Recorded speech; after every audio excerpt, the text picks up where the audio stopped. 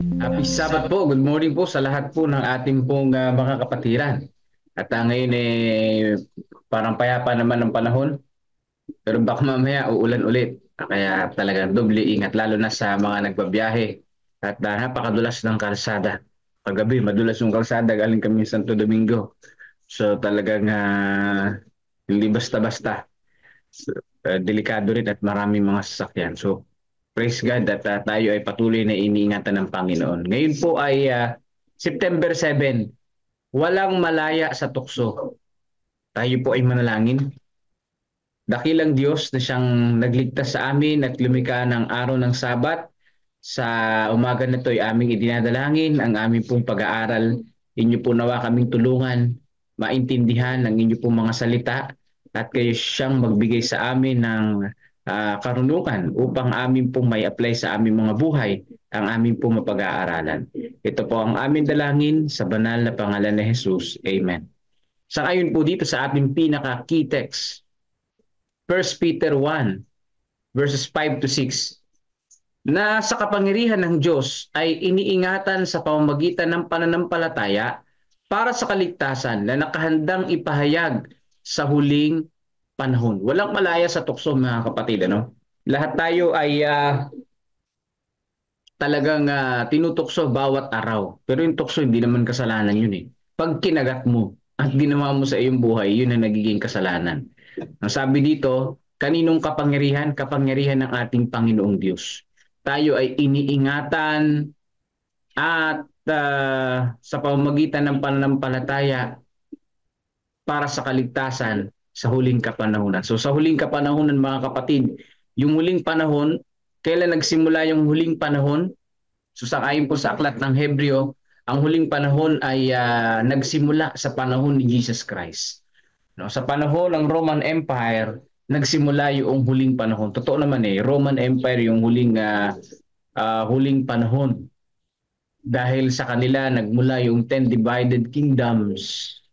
At start ng huling panahon yun, Roman Empire, tapos 10 divided kingdoms. Pagkatapos nun yung Little Horn. And pagkatapos nun marami pa mga bagay ang lalabas. Mga 7 salot. Ayan, lalabas pa. At pagkatapos pagdating ni Jesus Christ. Ang nag-iingat sa atin mga kapatid at na nagliligtas sa atin, walang iba kundi ang ating Panginoong Diyos. Bakit? Bakit ito ang ginamit na talata? Dahil walang malaya sa atin sa tukso. Ibig sabihin walang exempted. Lahat ay tinutukso ayon sa ating kahinaan. Kung ano yung kahinaan natin, doon tayo binabanatan ng kaaway. Kaya kung sa doon natin palakasin ang ating pong depensa. Doon sa mahinang parte ng ating pong buhay, ng ating pag-iisip. Para tayo ay hindi basta-basta matangay ng kaaway. Sabi po dito, huwag isipin na ang buhay Kristiyano ay malaya sa tukso. Ang tukso ay dumarating sa bawat Kristiyano. Tatandaan natin yan.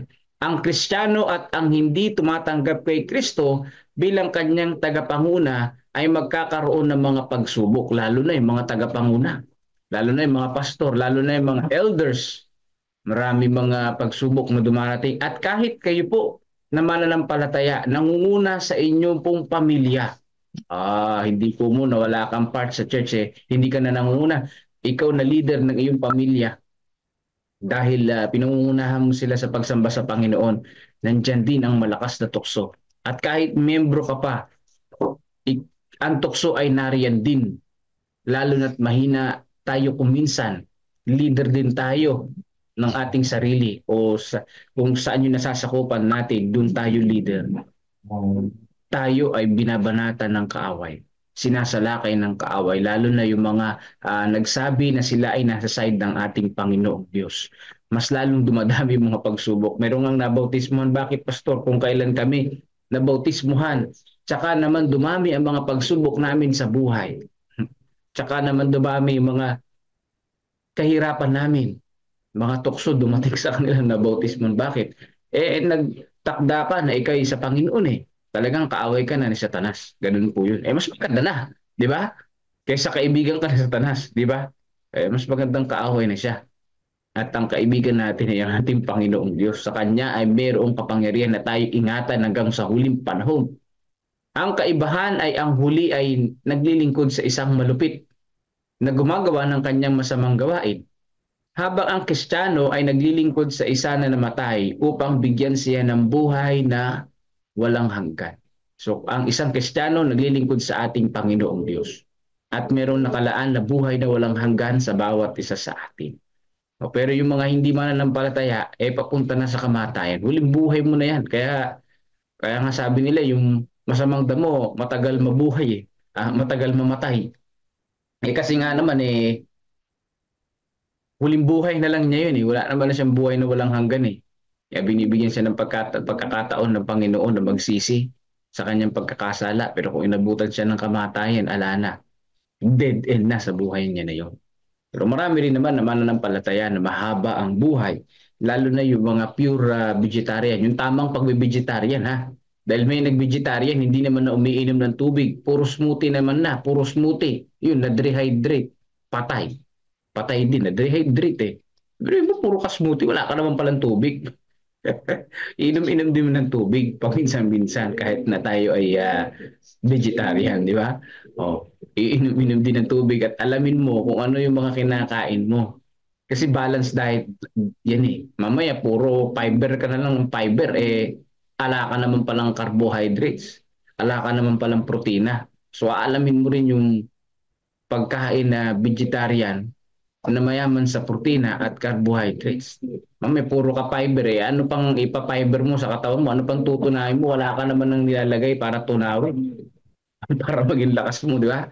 So kailangan i-research din natin yan mga kapatid. Sa paglilingkod sa ating Panginoong Diyos, napakahalaga na ating pong makita yung mga bagay na ito. Mas maganda kung ating spend yung ating pumbuhay sa sanlibutan na ito, yung paglilingkod na sa Panginoong Diyos. Dahil doon ay mayroong kabuluhan sa paglilingkod sa Panginoon. Pero kung maubos mo lang yung buhay mo sa isang walang kakwenta-kwentang pangabagay, sayang, di ba? Hindi mo na nagawang maglingkod sa Diyos, wala ka pang chance na buhay na walang hanggan ay ang iyong makamtan, di ba? O sabi dito, huwag tingnan ang pagsubok bilang kakaibang bagay, kundi bilang isang paraan na sa pamamagitan nito, tayo ay dinadalisay at pinalalakas. So ang pagsubok mga kapatid, dumarating sa atin. Walang malaya sa tukso, talagang lagi tayo binabanatan ng kaaway. Pero ito pala ay pwedeng ma-convert na pwedeng pampalakas sa atin, pampadalisay sa atin. Papaanong paraan? Kasi nga sabi ni Jesus Christ, hindi niya tayo hahayaan na tuksuhin na hindi natin kaya. Yung mga pagsubok na dating sa ating buhay kaya nating lahat sa tulong ng Panginoong Diyos. Pwede palang ma-convert. Kita mo yung init. Kahit sobrang init, pwede mo palang maging ma-convert yan through energy at mapakinabangan mo. Bagamat mainit sa balat, di ba? Pero pwede mo palang maging energy yan. No, grabe. Meron na aeroplano na lumilipad na gamit ang solar Solar panel. Grabe. Paano nila na-invento yun? So, ang Panginoong Diyos ang nagbibigay ng karunungan. So sa pamamagitan po ng pagsubok, huwag natin tingnan na ito'y parang threat sa atin, parang kinawawa tayo, parang ang Panginoon naman laging pinahihintulot na may ganito kami. Huwag nating isisi sa Panginoon yun mga kapatid ko. Huwag tayong manghina. Huwag tayong panghinaan ng loob, kundi tingnan natin na ito'y pwede pala ma-convert. Pwede pala ito magpalakas sa aking pananampalataya. Basta lalo lang ako lumapit sa Panginoong Diyos. Yun ang napakahalaga.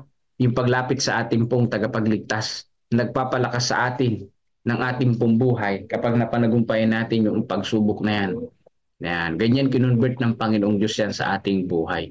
Sabi po dito, Santiago 1:2-3, ituring ninyong buong kagalakan kapag kayo'y nahaharap sa sari-saring pagsubok, paalala ni Santiago. Anong sabi ni Santiago? Ituring ng buong kagalakan pag umaharap ng maraming pagsubok. Bakit? Yamang inyong nalalaman na ang pagsubok sa inyong pananampalataya ay nagbubunga ng pagtitiis. Yung pala yung nagpapatibay sa atin mga kapatid, nagbubunga ng pagtitiis. Ayan. Kasi nga naman, di ba, pag may pagsubok sa ating buhay, may mga panunukso, talagang matututo tayo magtiis. Matututo tayo magtiis, matututo tayo mananampalataya. Bakit? Napakahirap niyan no? Kapag tayo ay nagkamali dyan sa pag-handle ng pagsubok sa ating buhay, sa mga tukso na yan, tayo ay magkakasala. Pero remember lagi yung pangako ng Panginoon na hindi siya nagbigay ng pagsubok o hindi niya pinahintulutan. Hindi niya pinahintulutan na dumating sa ating buhay yung mga pagsubok nang hindi natin kaya. Sinala na ng Panginoong Diyos yan. No? Pinakamahina na. Kumbaga sa Bagyo, signal number 1 lang yan. Para tumibay tayo, maging handa tayo. At yung pinaka-purpose ng Panginoong Diyos, pinahintulot niya ng Panginoon, bagamat sa kaaway yan, pinahintulot niya ng Panginoon para magising-gising tayo. Na ang purpose ay mapalapit tayo sa Panginoong Diyos. Ang purpose manalangin, lalong manampalataya sa ating tagapagligtas. Sa hinaharap na buhay, ay maunawaan natin ang mga bagay na dito ay labis na gumugulo sa atin. Of course, di ba? Marami tayong mga tanong na hindi natin masagot. Doon sa langit, masasagot natin yan. Tanungin natin ang tanungin ng Panginoong Diyos. Bakit ganun? Bakit ganito? Ayan. Malalaman natin kung gaano kalakas ang sa atin ay tumutulong at kung gaano inatasan ang mga anghel ng Diyos na bantayan tayo habang sinusunod natin ang payo ng salita ng Diyos. Ibig sabihin yung nakikita natin ngayon, yung nararamdaman natin ngayon na ang Panginoong Diyos ay makapangyarihan, ang Diyos ay mapag-ibig, ang Diyos ay maunawain, ang mga anghel ay napakadami. Dito pala sa sanlibutan, hindi pala natin gaanong maramdaman yan. Nararamdaman natin, oo, malakas, makapangyarihan ng Panginoon. Pero mas lalo nating mararamdaman pala yan, mga kapatid, kapag nandun na tayo sa langit. Lalo nating makikita yan na ganun pala kalakas ang Panginoong Diyos. Ganun pala kalakas yung mga anghel na ipinadala niya sa akin. Hindi pala biro yung mga pagsubok at pakikipagdigma nito sa buhay ko. Grabe pala ang nangyaring labanan talaga. Pero ngayon, hindi lang naman natin ma-appreciate. Pero pag doon sa langit, talagang magugulat tayo at mamamangha. Sang-ayon na rin dito sa ating pong binasa. Sapagkat di pa naman ako nakarating ng langit. Theory ko lang yan. No? Theory ko lang yan. Pero siyempre, talagang ganun na. Nasa aking kaisipan, pagdating doon sa langit, talagang mamamangha tayo. Iba sa ini-expect natin. Iba sa iniisip natin, syempre. Di ba? Langit yun eh. At buhay ang pupunta sa langit. Misa kasi pakiramdam natin kapag langit na yung pinag-uusapan at nandun ka, para kang patay ka na eh. Hindi ho. Hindi po lagi nating isiksik sa isip natin. Walang patay na pupunta ng langit. Ang pupunta ng langit ay mga buhay, mga kapatid. No? So sabi dito, sa lahat ng tumatanggap sa Kanya, bibigyan ni Kristo ng kapangyarihan na maging mga anak ng Diyos. Sabi diyan sa John 1:12, di ba? Siya ay isang kasalukuyang tulong sa bawat oras ng pangangailangan. Tayo ay mahiya sa ating nag-aalinlangang pananampalataya. Ayun, no, mga kapatid ko, no? Kasi bibigyan tayo ng kapangyarihan maging anak ng Panginoong Diyos sa pananampalataya natin kay Jesus Christ.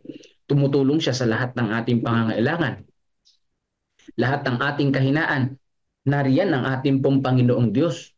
Kaya ang sabi dito, mahiya naman tayo na mag-alinlangan na manampalataya sa Panginoong Diyos. Dapat matatag yung pananampalataya natin. Huwag tayo nag-aalinlangan, mga kapatid. Nakakahiya sa Panginoong Diyos na tayo'y nag-aalinlangan kung minsan sa pananampalataya. Para tayong nagugulumihanan, para tayong nababagabag sa pananampalataya. Huwag nawang mangyari, mga kapatid. Bagkus ay patatagin natin yung ating sarili, makayanan natin ang lahat. At dito, talagang kumapit tayo ng husto sa ating tagapagligtas. Pero kung may pananampalataya ka, tapos bigla ka mag-aalinlangan pa sa Panginoon, katulad ni Pedro, nakakahiya sa harapan ng Panginoong Diyos. Pero pwede naman, kapag ka bumagsak ka, kapag ka nag-failure tayo dito, sa pananampalataya, minsan talagang nag-aalinlangan tayo. Bangon lang. Diretso lang. Ang Panginoon ay gumagabay naman sa atin habang practice lang, practice hanggang sa maging matatag tayo, mga kapatid, sa tulong ng ating pong tagapagligtas. Sabi po dito, sila na nagapi ay dapat sisihin ang sarili sa kanilang kabiguan na labanan ang kaaway. Lahat na pumili ay maaring lumapit kay Kristo at makasumpong ng tulong na kailangan nila. Kapag tayo ay nabigong labanan ng kaaway, sisihin natin yung sarili. Yung sarili natin. Bakit? Hindi tayo bumangon para lumaban eh. 'Di ba? Hindi tayo nanampalataya sa Panginoon eh. No? Hinayaan natin na yung kahinaan natin, kainin tayo ng kahinaan natin. Hinayaan natin na yung kaaway ay durugin tayo, hindi man lang tayo lumapit para humingi ng tulong sa Panginoong Diyos. si Jesus Christ, hinakahanda lang naman yan para tayo ay tulungan, para tayo ay palakasin sa ating kahinaan. Kaya kung matatalo tayo sa labanan na ito, sa the great controversy na ito between God and Satan, mga kapatid, ang ating sarili ang dapat sisihin. Bakit? Hindi ka lumapit sa Panginoon. Hindi tayo lumapit sa Panginoon. Kailangan lumapit pala sa ating tagapagligtas para tayo ay manalo. Nakatayo sa gitna ninyo ang makapangyarihang tagapayo ng mga panahon na nag-aanyaya sa inyo na magtiwala sa Kanya. Yun. Magtiwala mga kapatid, hindi mag-alinlangan. Tayo ba ay tatalikod sa Kanya tungo sa mga taong walang katiyakan na lubos na umaasa din sa Diyos tulad natin? Nahulog na ba tayo ng napakababa sa ating mga pribilehiyo? Yan ang mga katanungan, mga kapatid. So, ang Panginoong Diyos, ang ating tagapagligtas, ay nakatayo sa harapan natin. Ibig sabihin malapit lang ang Panginoon sa ating pumbuhay. Anytime pwede natin tumawag, sumaklolo pwede tayong humingi ng saklolo sa Panginoong Diyos. Kaya walang puwang dapat yung pag-aalinlangan.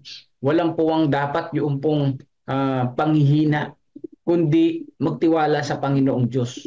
Maging malakas at talagang i-clear natin sa mind natin na ang Diyos lagi nakaagapay, hindi tayo pababayaan.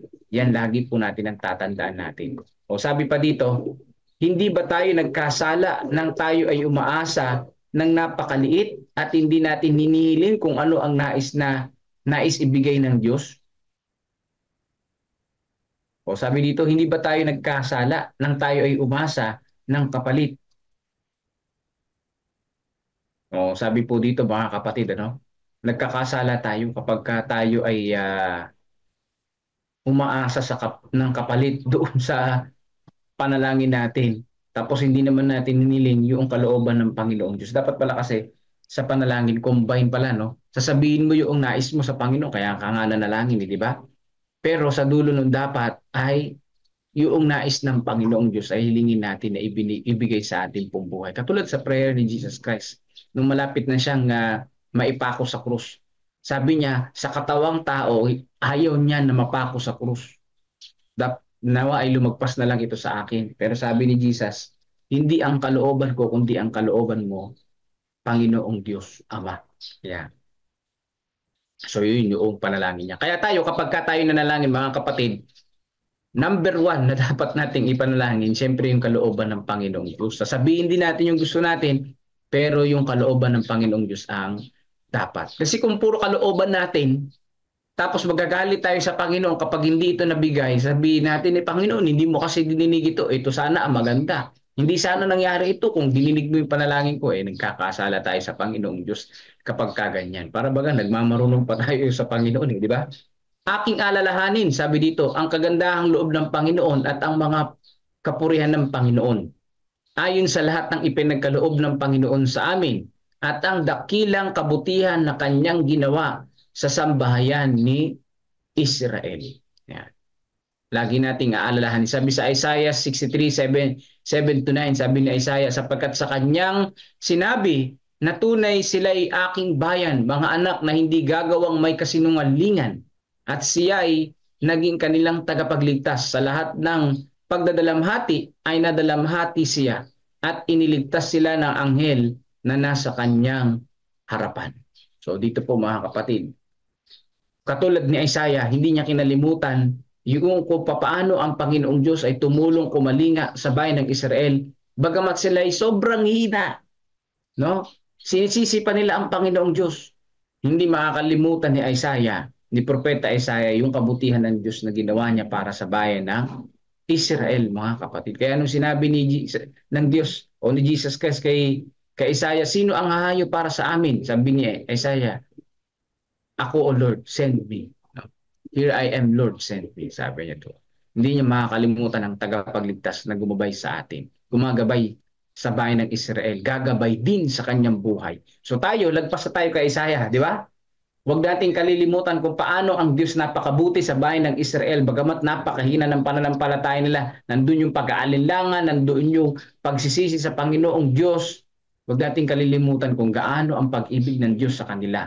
Kung paano silang pinatnubayan at pinalakas ng Diyos At lalo na sa panahon ni Isaiah, mga kapatid, kung papaanong ginabayan si Isaiah, kung papaanong ginamit si Isaiah, bagamat siya rin ay makasalanan. Di ba? Huwag nating kalilimutan yung nangyari sa mga apostol na sila ay may assurance ng kaligtasan bagamat sila ay mga namatay dahil sa paglilingkod sa Panginoong Diyos. Yan na yung buhay natin ngayon, mga kapatid. Ibig sabihin, wala na tayong excuse. Kumpleto na yung kaalaman natin. Dahil, kumpleto na yung Bible, di ba? O, mula Old and New Testament, lagpas na tayo sa kanila.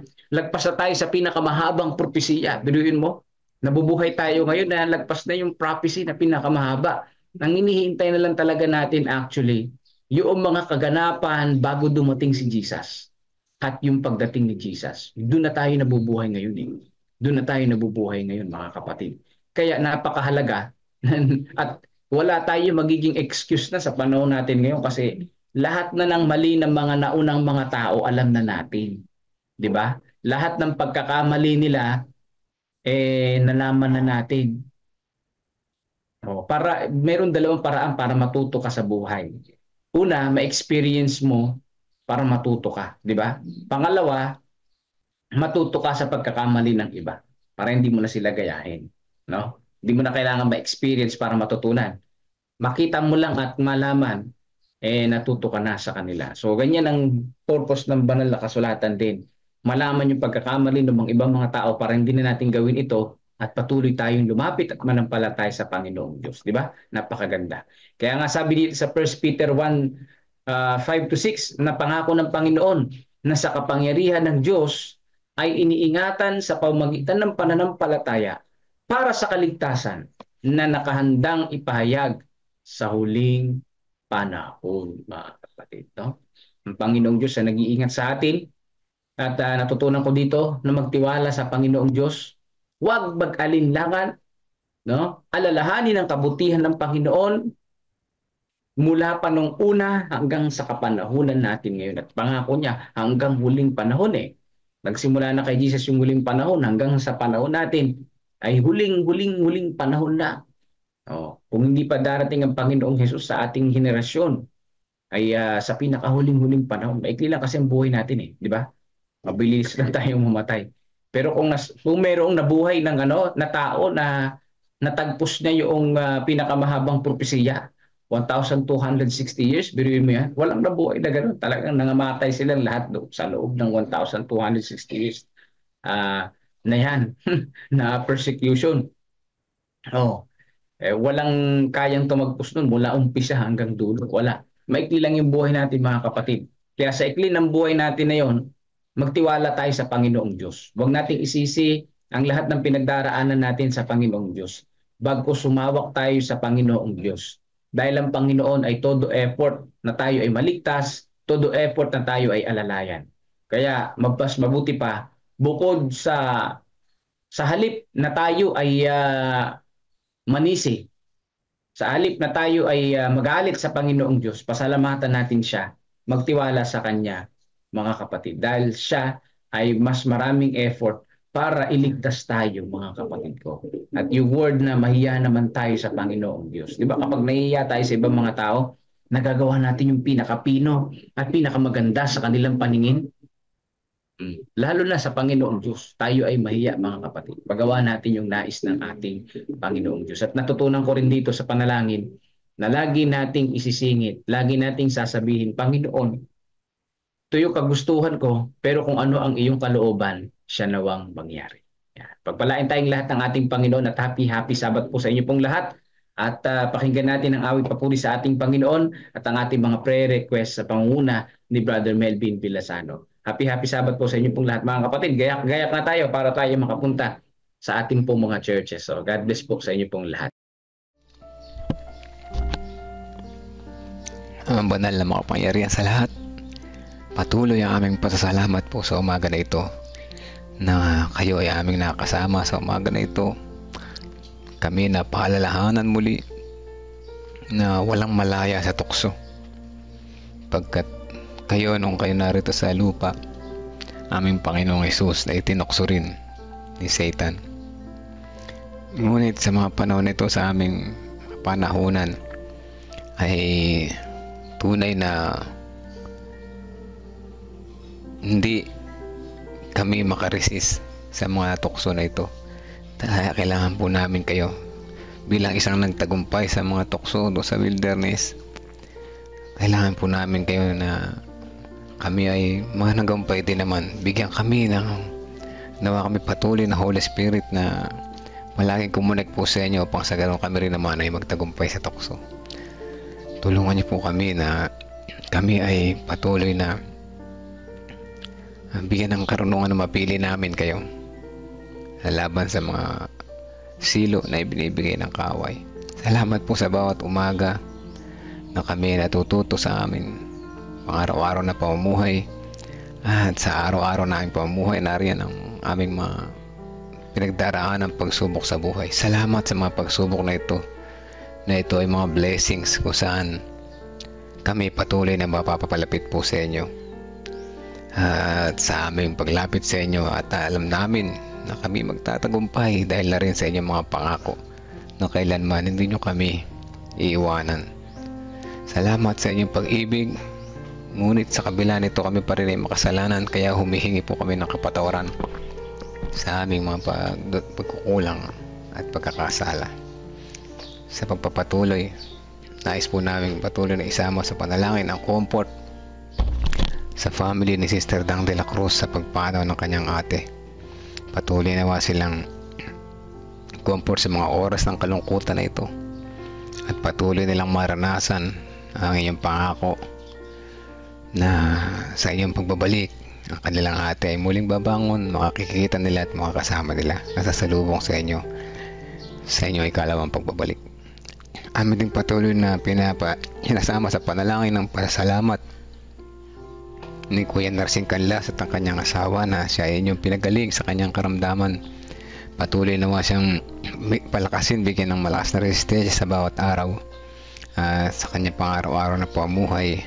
Maranasan na ang pagpapala nagmumula po sa inyo. Dalangin din po namin patuloy si Sister Teresita Dairit sa kanyang kagalingan, sa kanyang karamdaman, at patuloy ang aming panalangin at gayon din sa kanyang sa dalawa pa kanyang anak at mga apo, na bigyan po sila ng karunungan na makita nila ang liwanag at pag-asa na inyo nialok sa kanila, upang sila ng kanyang mga anak at mga apo ay magkakasamang sumamba at mananampalataya po sa inyo, at kayo ang sundin sa kanilang mga pangaraw-araw na pamumuhay. Kayo ang kanilang mga kasama at ang paglilingkod sa inyo, kanilang maranasan ang masarap na buhay habang kayo po ay kasama nila. Dalangin po din po namin ang kagalingan at sa nalalapit na operasyon ni Brother Daniel Gonzales. Ano pa man ang kanyang kalagayan sa mga sandali na ito, iparamdam niyo po, Ama, sa kanya ang inyong pagmamahal. Ipakita sa kanya na kayo ay nariyan para sila ay tulungan at alisin ang kanilang pangamba sa kanilang puso at isipan, mapalitan ng kaligayahan at pagmamahal na nagmumula po sa inyo. Dalangin din po namin si Ricardo Hunsya, patuloy na nasama namin sa panalangin na lubos na kagalingan namin. Dalangin sa kanya. Gayon din si Sister Lorna Paz na na-stroke, ay patuloy pong palakasin at recovery ang aming dalangin sa kanya. Pagpapatuloy na panalangin namin, kasama ulit namin sila Nanay Juning Alpindo, si Lolo Edith, si Angel Prianesa, Estrella Gargasin, si Sister Ana Rosbel Hermino, ang kapatid ni Sister Wilma, gayon din si Sister Allen Kahukom at Ma'am Berna sa kanilang pag-review. Patuloy na sila isamahan sa kanilang pag-review upang sa ganun matutunan nila ang kanilang pinag-aaralan, at sa kanilang pagpasa sa exam magamit nila ito sa paglilingkod sa inyo. Amin din panalangin na iba pang mga may prayer request sa aming mga kapatiran, ang mga naghihintay ng baby. Kasama nila amin sila Pastor Nelvin, sila Brother Kevin, Brother James, Brother Nico, at ang iba pa. Nawa ito ay pagkaloob sa kanila sa tamang panahon at na inyong nakaplano para sa kanila. Dalangin din namin na iba pang mga kalakasan, kagalingan at recovery sa mga sumusunod. Sina Sister Dora Magana, Sister Nena Salazar, Sister Adele Ate Carlito Tomas, ang parents ni Pastor Nelvin at ni Ma'am Karin, ganyan din si Pining Eugenio Javier, John Paul Cheng, Jinjin, Sister Percy, Sister Risa Enriquez, Ate Esther Lopez, si Marilita, Renato Santos, Precious Cabasog, Princess Jarquina Arisi, Brother Gary Mercado, Brid Renato, Estrella Gargasin, Claire Andaya, Judeline Ferolino, Ate Sally Sanchez, Janet Ontevero, Gina de Guzman, Arturo at Erlinda Duque. O dakilang Diyos, kayo po ang nakakaalam ng mga kondisyon ng aming kalusugan sa mga sandali na ito. Aming patuloy na idanadalangin ang aming pisikal na kagalingan, lalo higit ang mas malala naming sakit, ang aming espiritual na karamdaman. Nawa patuloy kaming hipuin ng Holy Spirit na makita namin ng liwanag, makita namin kay sundin ng inyong kalooban at hindi lang sa amin. At ang lahat na ito ay aming inihiling alang-alang na lahat sa pangalan ni Jesus namin tagapagligtas. At nawa ang inyong kalooban ng masunod at hindi ang aming kagustuhan. Pangalan ni Jesus. Amen. Amen.